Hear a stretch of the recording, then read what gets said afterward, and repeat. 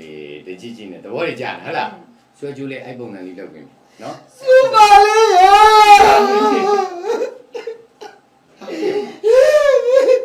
မူကြီးချမ်းမနေပြီဘာလို့ပြောလာတာတော့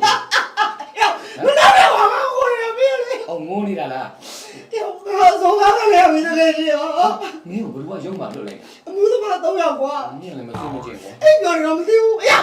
မနာရပါဘူးပါလေ ဘာဖြစ်လာတာတော့ ဒါမှမရှိတော့ဘူးကွာရော တရားမှုထွက်သွားတာလား ကြိုင်လေးကိုလည်းများအဲ့တယ်ကွာ မင်းလည်းငတ်ပြီပေါ့ ငါလည်းစိတ်ဆိုးလာပြီရော ဟုတ်ကဲ့ဘာဖြစ်တာလဲလို့မင်းမိမမရှိဘူးဆိုတဲ့အကြောင်းရပါလေလို့ ငါမပေါ့ရဲတယ်ဖမ်းသွားတော့ကွာမင်းကလည်း ဟိုလုံစားနေတာကြာပြီ ဟုတ်တယ်လိုက်ချင်းမမေလို့ဖမ်းသွားတာ ဟုတ်ပါပြီ အားရ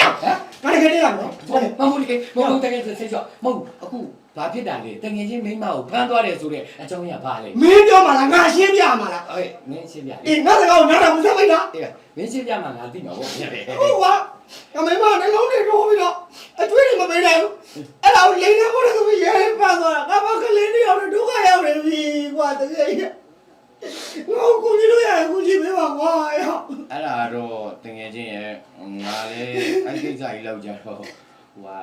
တက်နိုင်မှာမဟုတ်ဘူးကွာတငယ်ချင်းနော်အဲ့ဒါလေးစိတ်ချော့လိုက်ပါကွာနော် ကိုကြီးပါကွာ သမင်းစားမယ်ဆိုရင်မင်းစားသွားလိုက်နော်သမင်းစားမယ်ဆိုရင် ဟုတ် စား လေ တယ် ခဏလေးနေရော